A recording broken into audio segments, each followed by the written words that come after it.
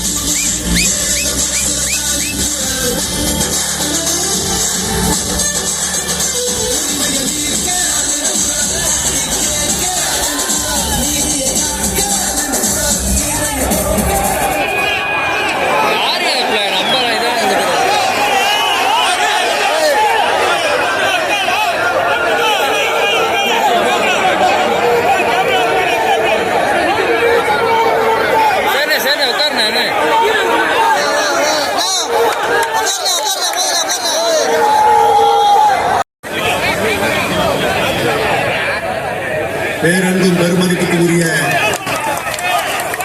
தேர்தல் பிரச்சார பொதுக்கூட்டத்திற்கு வருகை தருகின்ற கழக தலைவர், மாண்புமிகு முதல்வர், எங்களுடைய குடும்ப தலைவர் அண்ணன் தளபதி அவர்களே, முன்னிலை ஏற்றிருக்கின்ற நம்முடைய மாவட்ட கழக செயலாளர் சட்டமன்ற உறுப்பினர் காணவட்டி தியாகராஜன் அவர்களே, மத்திய மாவட்ட கழக செயலாளர் வைரமணி அவர்களே,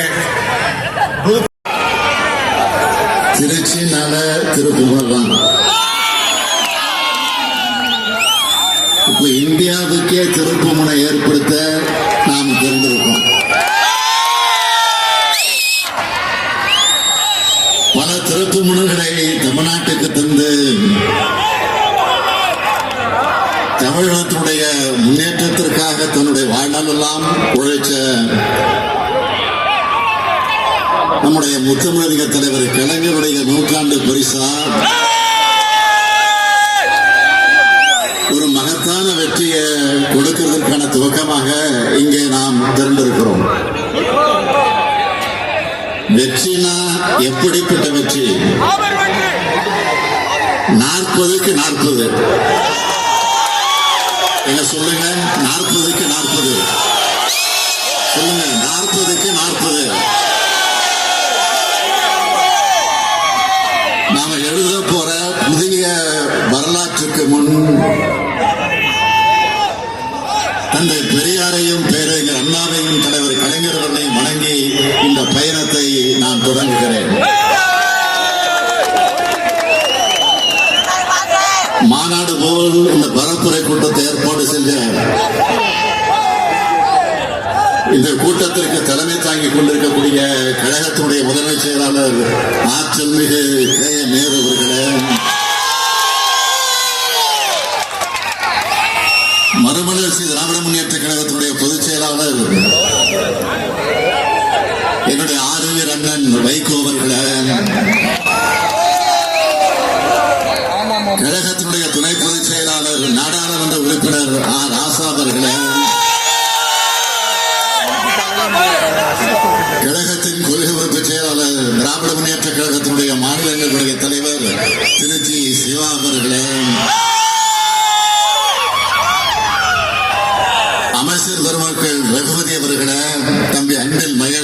அண்ணாமலை அவர்களே, சிவசங்கர் அவர்களே, மெய்யநாதன் அவர்களே, மாவட்ட கழகத்துடைய செயலாளர்களே, காளிவெட்டி தியாகராஜன் அவர்களே, வைரமணி அவர்களே, செல்லபாண்டியன் அவர்களே, ஜெகதீஸ்வரன் அவர்களே, மாநிலங்களவை உறுப்பினர் அப்துல்லா அவர்களே, சட்டமன்ற உறுப்பினர்கள் பழனியாண்டி, சின்னதுரை, மாணிக்கம், பிரபாகரன், சவுந்தரபாண்டியன், முத்துராஜா, சாலின்குமார், இனிகோ கதிரவன் உள்ளிட்ட முன்னாள் இந்நாள் உறுப்பினர்களே, நமது இந்தியா கூட்டணியுடைய வெற்றி வேட்பாளராக களமிறங்கி சற்று முன் உங்களிடத்தில் வாக்கு கேட்டு அமர்ந்திருக்கக்கூடிய திருச்சி நாடாளுமன்ற தொகுதியில் போட்டியிடும் தம்பி துரை வைகோ அவர்களே, பெரம்பலூர் நாடாளுமன்ற தொகுதியில் உதயசூரியன் சின்னத்தில் போட்டியிடக்கூடிய தம்பி அருண் நேரு அவர்களே, ஒருங்கிணைந்த திருச்சி மற்றும் பெரம்பலூர் மாவட்ட கழக நிர்வாகிகளே, உள்ளாட்சி பிரதிநிதிகளே, இந்தியா கூட்டணி கட்சியுடைய நிர்வாகிகளே, தொண்டர்களே, பத்திரிகை மற்றும் ஊடகத்துறை சார்ந்த நண்பர்களே, என் உயிரோடு கலந்திருக்கக்கூடிய தலைவர் கலைஞரின் உயிரினும் மேலான அன்பு உடன்பிறப்புகளே, உங்கள் அனைவருக்கும் வணக்கம்.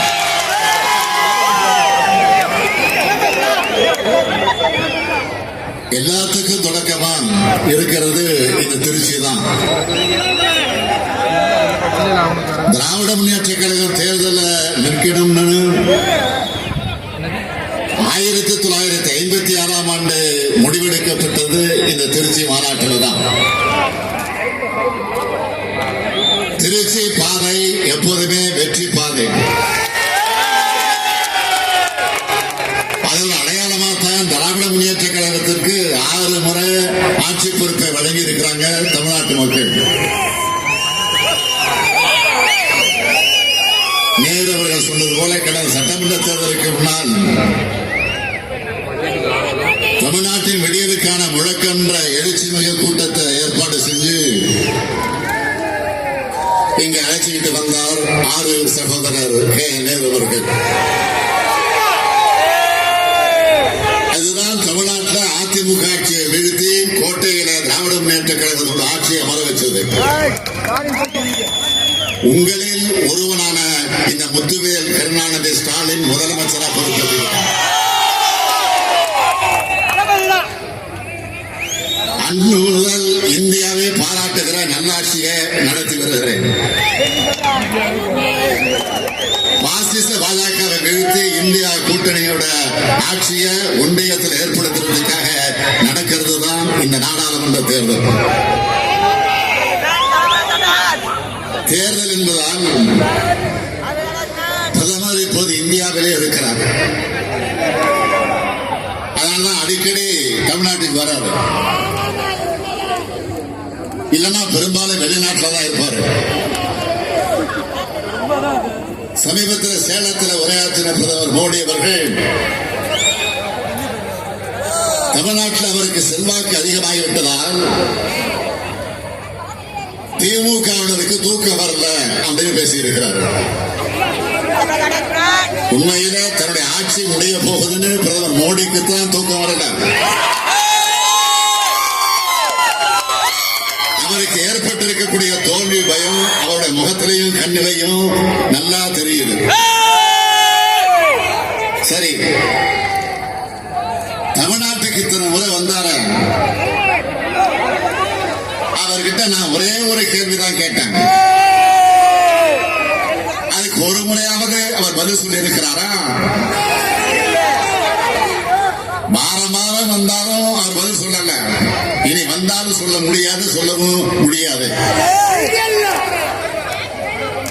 10 ஆண்டு காலம் ஆட்சி செஞ்ச ஒரு பிரதமரால தமிழ்நாட்டுக்கு செஞ்ச சிறப்பு திட்டம் ஒண்ணே ஒண்ணு கூட அவரால் சொல்ல முடியுமா? இவர் நம்மளை விமர்சிக்கிறார். இப்போ நான் சொல்றேன், நம்மோட திராவிட மாடல் ஆட்சியில 3 ஆண்டுகளா மக்களாகி உங்களுக்கு செஞ்ச சாதனைகளோட பட்டியலை சொல்லவா? சொன்னா இன்னைக்கு ஒரு நாள் போதாது. முக்கியமான சில திட்டங்களோட பயன்களை பத்தி நான் சொல்றதை விட தமிழ்நாட்டு மக்கள் என்ன சொல்றாங்கன்னு நேற்று ஒரு வீடியோ பார்த்தேன். அதுல ஒரு மகளிர் சொல்றாங்க,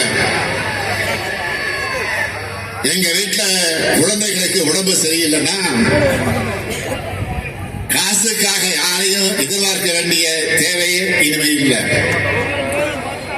எங்க அண்ணன் ஸ்டாலின் கொடுக்கிறாரு 1000 ரூபாய் தாய் வீட்டு சீருக்கு. இப்படி மாசம் மாசம் மாநிலம் முழுக்க 1,17 லட்சம் குடும்பங்கள் மகிழ்ச்சியா இருக்காங்க. அடுத்து விடியல் பயணம் திட்டம் பத்தி பேசுறாங்க. ஸ்டாலின் சார் பஸ்ல போய் 4 மாசமா இலவச பயணம் செஞ்சு கம்ப்யூட்டர் கோர்ஸ் முடிச்சு இப்போ வேலைக்கு போறேன். காஞ்சிபுரம் மாவட்ட சகோதரி ஒருத்தர் மகிழ்ச்சியோடு சொன்னாங்க. இந்த மாதிரி மாநிலம் முழுக்க இதுவரைக்கும் மகளிர் மட்டும் 445 கோடி முறை பயணம் செஞ்சிருக்காங்க. அடுத்து திருப்பூர் மாணவி ஒருத்தர் பேசுறாங்க, ஏழ்மையான சூழல்ல அரசு பள்ளியில படிச்சு கல்லூரிக்கு வந்த எனக்கு அப்பா மாதிரி ஸ்டாலின் ஐயா 1000 ரூபாய் தரான்னு சொன்னார். இப்படி மாநிலம் முழுக்க 4,81,075 மாணவிகள் புதுமை பெண் திட்டம் மூலமாக பயனடைகிறாங்க. அடுத்த வீடியோல எப்பவாச்சும் வீட்டுல சாப்பிடுவேன். காலையில அம்மா வேலைக்கு போயிடுவாங்க, நான் ஸ்கூலுக்கு வந்துடுவேன். இப்ப ஸ்கூல்லயே ஸ்டாலின் தாத்தாவோட காலை உணவு திட்டத்துல சாப்பிட்டு இருக்காங்க அப்படின்னு சிரிச்சுக்கிட்டே அந்த குழந்தை பேட்டி கொடுக்கும். அந்த மாதிரி தமிழ்நாடு முழுக்க 14 லட்சம் குழந்தைங்க காலை உணவு திட்டத்துல சாப்பிடுறாங்க. அடுத்து கொரோனா காலத்துல பள்ளிக்கு போகாம ஏற்பட்ட இந்த கேப்ல 10 வரைக்குமான எண்களை கூட மறந்துட்டு இருந்த குழந்தைகள் இப்போ எண்கள் எழுத்துக்களை நல்லா வாசிக்கிறாங்க. இதை தன்னார்வலர் ஒருத்தர் சொன்னார். அதுக்கு காரணமான இல்லந்தடை கல்வி திட்டத்தில் இதுவரைக்கும் 24,86,000 மாணவர்கள் பயனடைந்திருக்கிறாங்க. இன்னொரு கல்லூரி படிக்கிற தம்பி பேசுறாரு, வேலைக்காக நாங்க எக்ஸ்ட்ரா கோர்ஸ் படிக்கணும்னா கோச்சிங் சென்டருக்கு நிறைய ஃபீஸ் கட்டணும். ஆனா லட்சங்களை கட்டி படிக்க வேண்டிய அந்த கோர்ஸ்களை எங்களுக்கு நான் முதல்வர் திட்டத்தின் மூலமாக இலவசமா சொல்லிக் கொடுத்த காரணத்தால் வேலை கிடைச்சிருக்குன்னு அந்த தம்பி சொன்னார். இப்படி 2 ஆண்டுகள்ல 28 லட்சம் இளைஞர்கள் நான் முதல் திட்டத்தில் பலன் எடுத்திருக்காங்க. அடுத்து மக்களை தேடி மருத்துவ திட்டம். மாற்றுத்திறனாளியான எனக்கு குறைஞ்ச வருமானம் தான், ஆனா வீடு தேடி வந்து சுகர், பிபி, இசிஜி எல்லா டெஸ்ட் எடுத்து மருந்து மாத்திரை கொடுக்கறதுனால மாசம் 1000-2000 மிச்சம் ஆகுது. சேலத்தை சேர்ந்த சகோதரர் சொன்ன மாதிரி தமிழ்நாடு முழுக்க இந்த திட்டத்தில் 1 கோடி பேர் பயனடைந்திருக்கிறாங்க. நிறைவா கும்பகோணத்தை சேர்ந்த ஒருத்தர் சொல்றாரு, மக்களுடன் முதல்வர் திட்டத்தால 35 ஆண்டு காலமாக முடியாத பட்டா மாற்றம் 3 நாள்ல முடிஞ்சதுன்னு நன்றி சொன்னார். இப்படி தமிழ்நாட்டில் இருக்கிற எல்லா குடும்பத்திற்கும் பார்த்து பார்த்து அவங்க குடும்பத்தில் ஒருத்தனா பல திட்டங்களை தேடி தருபவன் தான் இன்றைக்கு உங்கள் முன்னால் கம்பீரமாக நின்று கொண்டிருக்கக்கூடிய முத்துவேல்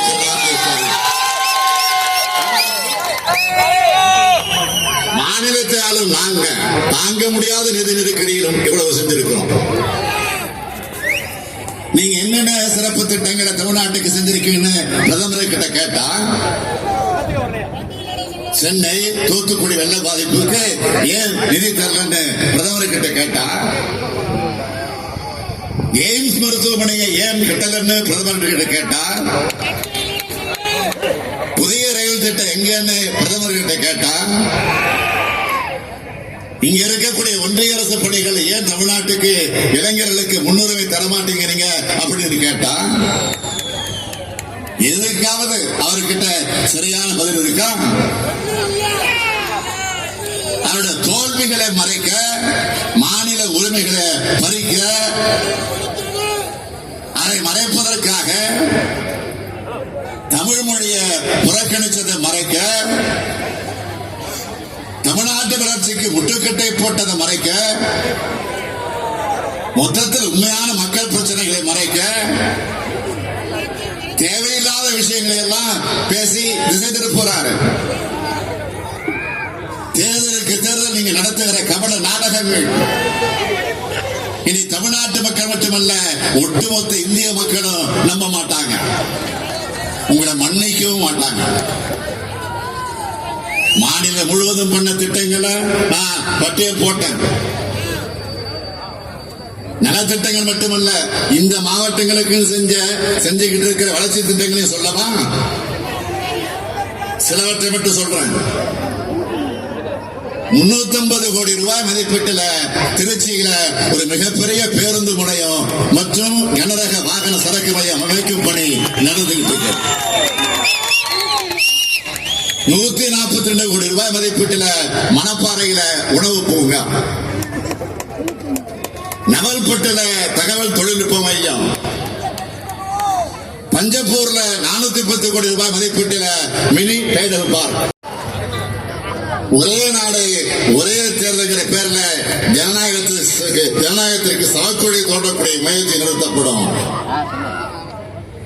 உலக பொதுமுறையான திருக்குறளை தேசிய நூலாக அறிவிக்கப்படும். ஒன்றிய அரசு பணி தேர்வுகள் ஒன்றிய அலுவலகங்களில் தமிழ் மொழியில பயின்ற நமது இளைஞர்களுக்கு இடம் உறுதி செய்யப்படும். அது மட்டுமல்ல, இந்த பகுதி மக்களுக்காக பொன்மலை ரயில்வே பணிமனைய ரயில் பெட்டி தொழிற்சாலையா மாற்ற நடவடிக்கை எடுக்கப்படும். ஆத்தூர் ரயில் நிலையம் முதல் பெரம்பலூர் ரயில் நிலையம் வர புதிய அகல ரயில் பாதை அமைக்க ஆவணம் செய்யப்படும்.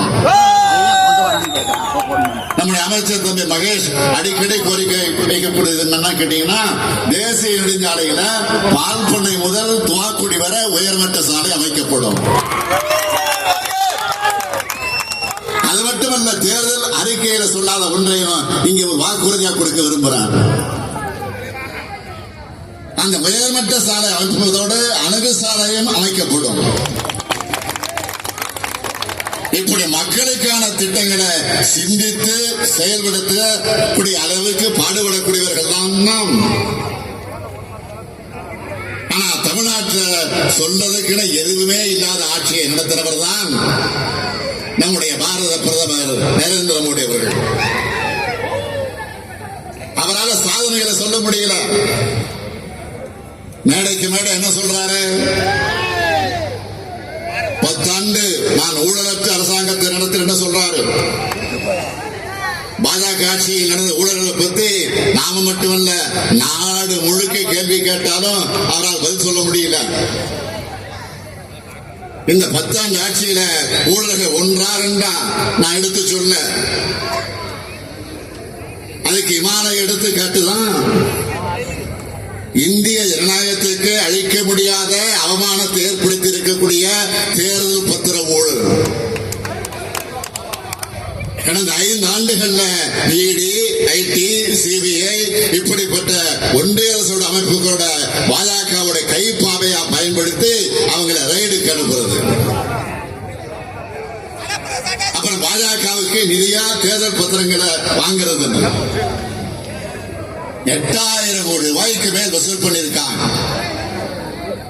வரலாற்றிலே இப்படி வசூல் நடந்ததில்ல. அது மட்டுமல்ல, சிஏஜி அறிக்கை வந்துச்சு. பாரத் மாலா திட்ட ஊழல், துவாரகா விரைவு பாதை கட்டுமான திட்ட ஊழல், சுங்கச்சாவடி கட்டண ஊழல், ஆயுஷ்மான் பாரத் திட்ட ஊழல், ஓய்வூதிய திட்ட ஊழல், HAL விமான வடிவமைப்பு திட்ட ஊழல், 7 லட்சம் கோடி ரூபாய்க்கு முறைகேடு நடந்திருக்கிறதாக சிஏஜி அறிக்கை வெளியிட்டுச்சு. அந்த அறிக்கை மேல தக்க நடவடிக்கை எடுக்க வேண்டிய ஒன்றிய அரசு அது பற்றி வாய் திறக்கல. தேர்தல் பத்திரம் மாதிரியே இன்னொரு நிதியும் வசூல் பண்ணியிருக்காங்க. அதுவும் பிஎம் கேஷ் ஃபண்ட்ஸ் அதுக்கு பேர் வச்சாங்க. அப்படி ஒரு பேரை வச்சு அதை வசூல் பண்ணிருக்காங்க. அது பத்தின அத்தனை ரகசியங்களும் ஜூன் மாசம் இந்தியா கூட்டணி ஆட்சிக்கு வந்ததும் அம்பலமாக போகிறது. அதே மாதிரி ரஃபேல் ஊழல், அதனுடைய ரகசியமும் நிச்சயமாக வெளியே வரும். இப்படிப்பட்ட ஊழல் ஆட்சியை நடத்தின பிரதமர் நரேந்திர மோடி அவர்களை ஊழலை பத்தி பேசலாமா? பாஜக ஊழல்களை மறைக்க நேற்று இரவு டெல்லி முதலமைச்சர் அரவிந்த் கெஜ்ரிவாலை கைது செஞ்சிருக்கிறாங்க. என்ன காரணம்? பாஜகவோட தோல்வி பெயர் தான் ஒரே காரணம். டெல்லி துணை முதலமைச்சர் மணிஷ் சிசோடியா கைது செஞ்சு 13 மாசங்களாக சிறையில் இருக்கிறார். போன மாசம் ஜார்க்கண்ட் முதலமைச்சர் ஹேமந்த் சோரன் அவர்கள் கைது செய்யப்பட்டு சிறையில் இருக்கிறார். இப்போ அரவிந்த் கெஜ்ரிவால் அப்பட்டமான பழிவாங்க நடவடிக்கை இல்லையா இது? தனக்கு எதிராக இந்தியா என்ற வலிமையான கூட்டணிய எதிர்கட்சிகள் அமைச்சுட்டாங்கல்ல. மக்கள் பாஜகவுக்கு எதிராக ஒன்று திரள ஆரம்பிச்சுட்டாங்களே எங்க அந்த பயத்துல தவறுகளுக்கு மேல் தவறுகளை செஞ்சுட்டு வருது பாஜக தலைமை. தமிழ்நாட்டில் நம்ம ஆட்சிக்கு தொந்தரவு கொடுக்க ஆளுநரை வச்சு மாற்றி பார்க்கறாங்க. ஆளுநர் இந்த நிகழ்ச்சிக்கு புறப்பட்டதுக்கு முன்னாடி நம்முடைய அமைச்சர் பொன்முடிக்கு பதவி பிரமாணத்தை எடுத்து வச்சு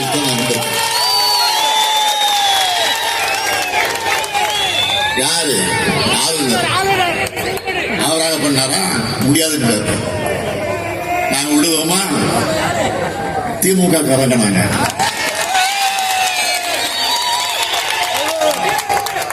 நீதிமன்றத்துக்கு போனோம். உச்ச நீதிமன்றத்தில் என்ன நேற்றுக்கு நீதிமன்றத்தில் வாதம் நடந்துச்சு. எப்படிப்பட்ட கண்டனத்தை ஆளுநருக்கு தெரிவிச்சிருக்கிறாரு தலைமை நீதிபதி. அதற்கு பிறகு இன்றைக்கு 3 மணிக்கு அழைப்பு வந்துச்சு. அந்த அழைப்பை ஏற்றுக்கொண்டு நான் நேரடியாக சென்று ராஜ்பவன்ல போய் பதவி பிரமாணத்தை எடுத்துட்டு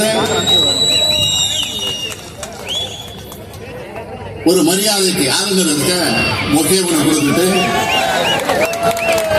புறப்புறப்ப சொன்னேன். இன்னைக்குதான் நான் தேர்தல் வேலையை தொடங்குறேன். தேர்தல் பிரச்சாரத்துக்கு முதலா ராஜ்பவன்ல இருந்து தொடங்குறேன்னு சொன்னேன். அவர் என்ன சொன்னார்? பெஸ்ட் ஆஃப் லக் அப்படின்னு சொல்லி வச்சார். ராஜ்பவன்ல இருந்து தொடங்கி இருக்கக்கூடிய இந்த பயணம் குடியரசுத் தலைவர் மாளிகை வரைக்கும் போக போகுது.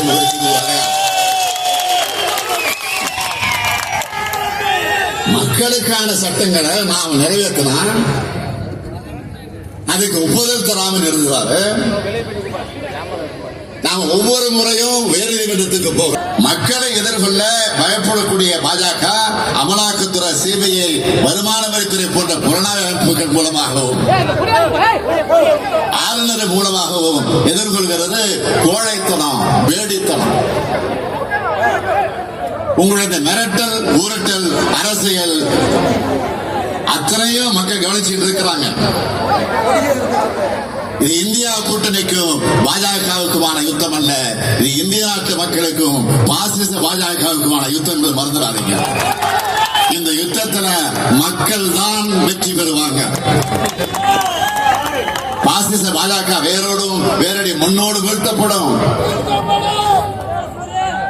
இந்திய மக்கள் இப்போ இந்தியா கூட்டணியுடைய பக்கம் அணிதிரண்டுட்டாங்க. பிரதமர் அவர்களே, மாண்புமிகு பிரதமர் அவர்களே, மாண்புமிகு பாரத பிரதமர் அவர்களே, இந்தியா கூட்டணி மாபெரும் வெற்றி வெற்றி வெற்றின்னு ஜூன் 4ஆம் தேதி வரவுள்ள செய்தி உங்க தூக்கத்தை தான் துளைக்க போகிறது. நாம கேட்பது தமிழ் மீதும் தமிழ்நாட்டின் மீதும் தமிழர்கள் மீதும் உங்களுக்கு ஏன் இவ்வளவு அவ்வளவு வெறுப்பு? தமிழ்நாட்டுக்கு விரோதமாக எல்லாத்தையும் செஞ்சுட்டு தமிழ்தான் மூத்தமிழ் பிரதமர் மோடி நீலிக்கண்ணீர் வடிக்கலாமா? நான் கேட்கிறேன், சமஸ்கிருத வளர்ச்சிக்கு நீங்க கொடுத்த நிதி எவ்வளவு? தமிழ் வளர்ச்சிக்கு நீங்க கொடுத்த நிதி எவ்வளவு? இத கூச்சம் இல்லாம தமிழ்நாட்டுக்கு வந்து சொல்வார் அவர். நீங்கள் வளர்க்கிற வெறுப்பத்தை என்ன பண்ணுதுன்னு தெரியுமா? ஒன்றிய பாஜக அமைச்சர் ஒருத்தர் பெங்களூர்ல வெடிச்ச குண்டு தமிழக வச்ச குண்டுன்னு சொல்றார். தமிழர்கள் என்ன வன்முறையாளர்களா, பயங்கரவாதிகளா? நான் கேட்கிறேன், தமிழ்நாட்டு மக்கள் எப்படியெல்லாம் நீங்க கொச்சைப்படுத்தி இப்ப பேச ஆரம்பிச்சிருக்கீங்க? பாஜகவை சேர்ந்தவங்களோட எண்ணம் முழுக்க எங்க இருக்கு? பாஜக மக்கள்கிட்ட இருந்து சுரண்டுமே தவிர மக்களுக்கு எதுவுமே செய்யாது. அதனால்தான் மக்கள் இயற்கை பேரிடரில் பாதிக்கப்படும் போது நம்மளோட நிதியிலிருந்து நாம தரோம். அதையும் மனசாட்சி இல்லாம கொச்சைப்படுத்தி அதுல ஆனந்தம் அடைவது என்ன மாதிரியான அரசியல்? தமிழ்நாட்டில இருந்து ஏராளமான நிதியை வரியா வசூல் பண்றீங்க. அதுல இருந்து நியாயமான பங்கு ஏன் திருப்பி தர மாட்ட மறுக்கிறீங்க? அதுதான் கேட்கிறோம். ₹1 வசூல் செஞ்சுட்டு 29 பைசா மட்டும் திருப்பி தரது நியாயமா, முறையா, தர்மமா அப்படின்னு கேட்கிறோம். இதை கேட்டா சில நாட்களுக்கு முன்னாடி ஒன்றிய நிதியமைச்சர் நிர்மலா சீதாராமன் அவர்கள் ஆணவமா சொல்றாரு, என்ன தெரியுமா? மக்களுக்கு நிவாரணம் வழங்குறது பிச்சையாகும். எவ்வளவு ஆணவம், எவ்வளவு வாய் கொழுப்பு! மாண்புமிகு நிர்மலா சீதாராமன் அவர்களே, உங்கள் அரசியலுக்காக தமிழ்நாட்டு மக்களை நீங்க கொச்சைப்படுத்துவீங்களா? பாதிக்கப்பட்ட மக்களை அவமானப்படுத்துவீங்களா? மக்களுக்கு கொடுக்கிறது எதுவுமே பிச்சை அல்ல, அது அவங்களுடைய உரிமை. மக்கள் பாதிக்கப்படுறப்போ அவங்க உதவி செய்ய வேண்டியது அரசியல் இருக்கக்கூடிய நம்முடைய கடமை. அந்த கடமையைத்தான் திமுக அரசு சரியா செஞ்சுக்கிட்டு இருக்கு. கார்பரேட் கம்பெனிகளுக்கு 10,000 கோடி தள்ளுபடி செய்றீங்களா? தொழிலதிபர் கூட்டத்தில் போய் இப்படி பேசுவீங்களா? ஏழைன்னா அவ்வளவு இலக்காரமா? ₹1 பொருள் வாங்கினா கூட வரி கட்டுறாங்களே மக்கள். அவங்க பாதிக்கப்படும் போது அரசாங்கம் உதவணும் தானே எதிர்பார்க்கிறது. அது தவறா? மக்களுக்கு உதவ முடியலன்னா இதுக்கு நிதியமைச்சர் பதவி? பாஜகவில் இருக்கிற ஒவ்வொருத்தருக்கும் சொல்றேன், உங்களுடைய இந்த ஆணவம் தான் பாஜகவை வீழ்த்த போகுது. இப்படிப்பட்ட எதிர்கட்சியாக சர்வாதிகார பாஜகவை தமிழ்நாட்டில் இருக்க பழனிசாமி கண்டிக்கிறாரா? நம்மள மாதிரி விமர்சனம் செய்யறாரா? எங்காவது கண்டிச்சு அறிக்கை விடுறாரா? குடியுரிமை திருத்த சட்டத்துக்கு ஆதரவா வாக்களிச்சுட்டு சிறுபான்மையினர் அனுமதி இப்ப பேசுறாரு பழனிசாமி. அவருடைய 2 கால ஆட்சியை நீங்க எல்லாம் மறந்துட்டு இருப்பீங்கன்னு தப்பு கணக்கு போடுறாரு பழனிசாமி. தூத்துக்குடி துப்பாக்கி சூடு, கொடநாடு கொள்ளை, தற்கொலை, மர்ம மரணங்கள், பொள்ளாச்சி பாலியல் வன்முறைன்னு பழனிசாமி ஆட்சியோட அவலங்கள் நீண்ட பட்டியலை போடலாம். ஊழல்களை படிந்திருக்கக்கூடிய அவருடைய கரங்கள் அவரை காப்பாத்திக்க பாஜகவுடைய கூட்டணி வச்சுக்கிட்டு பாஜகவுக்கு பாதம் தாங்கியாக இருந்துட்டு பாஜக தமிழ்நாட்டுக்கு செய்த அத்தனை துரோகங்களையும் அத்தனை துரோகங்களுக்கு துணை நின்று அதற்கு லாலி பாடியவர் பழனிசாமி. இப்ப அதே பாஜகவோட கதை, திரைக்கதை வசனம், டைரக்ஷன் அப்படிங்கிற பேர்ல கள்ள கூட்டணி நாடகம் நடத்திட்டு கள்ள கூட்டணி நாடகம் பழனிசாமி நடத்தக்கூடிய நாடகம் விரைவில் முடிவுக்கு வரும். பாஜகவின் பாசிச எண்ணங்களும் முடிவு எழுதப்படும். இதெல்லாம் நடக்க நம்மோட இந்தியா கூட்டணி ஒன்றியத்தில் ஆட்சி அமைக்கணும். அப்போதான் நம்முடைய இந்திய நாட்டையும் இந்திய அரசியலமைப்பு சட்டத்தையும் நாட்டின் பன்முகத்தன்மையும் சகோதரத்தையும் காப்பாற்ற முடியும். இந்தியாவுக்கு ஒளிமயமான எதிர்காலத்தை உருவாக்க காத்திருக்கும் இந்தியா கூட்டணி கட்சிகளுக்கு வாக்களிப்பேர்னு உங்களின் ஒருவனாக உங்களுக்காக உழைத்த தலைவர் கலைஞரின் மகனாக கேட்கிறேன். திருச்சி மற்றும் பெரம்பலூர் நாடாளுமன்ற தொகுதிகளுக்கான வேட்பாளர்களை அறிமுகம் செய்ய விரும்புகிறேன். இதோ திருச்சி நாடாளுமன்ற தொகுதியுடைய வேட்பாளர் ஈழ தமிழர்களுக்காக சிறைபலகண்ட திராவிட இயக்கத்துடைய போர்வால் என்னுடைய 6 இளநன் வைகோ அவர்களுடைய அருமை மகன் துரை வைகோ அவர்களே, பெரம்பலூர் நாடாளுமன்ற தொகுதியுடைய வேட்பாளரா திருச்சியை வீரர்களின் போட்டியிடக்கூடிய அவருக்கு அருமையானவர்களுக்கு நீங்கள் ஆதரவளித்து வெற்றி பெற செய்ய வேண்டும் என்று வேண்டுகோள் வைத்து அந்த 2 சிங்கங்களையும் உங்களுக்கு நான் ஒப்படைக்கிறேன். அவங்களுக்கு பெரும்பாலான வாக்குகளை வச்சு உங்களுடைய குரலா உங்களுடைய பிரதிநிதிகளா இந்த 2 இளம் சிங்கங்கள் நாடாளுமன்றத்திற்கு அனுப்பி வைக்க வேண்டிய கடமை, ஜனநாயக கடமை உங்களுக்கு இருக்கு. இந்தியாவை காக்கும் வெற்றி பயணத்தை திருச்சியிலிருந்து தொடங்குகிற புதிய ஆட்சியை ஒன்றியத்தில் அமைப்போம்.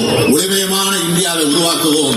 ஏப்ரல் 19ஆம் நாள் நீங்கள் அளிக்கிற வாக்கு புதிய இந்தியாவை உருவாக்கக்கூடிய வாக்காக அமையும். திருச்சியின் வெற்றி வரலாறு துவங்கட்டும். நன்றி, வணக்கம்.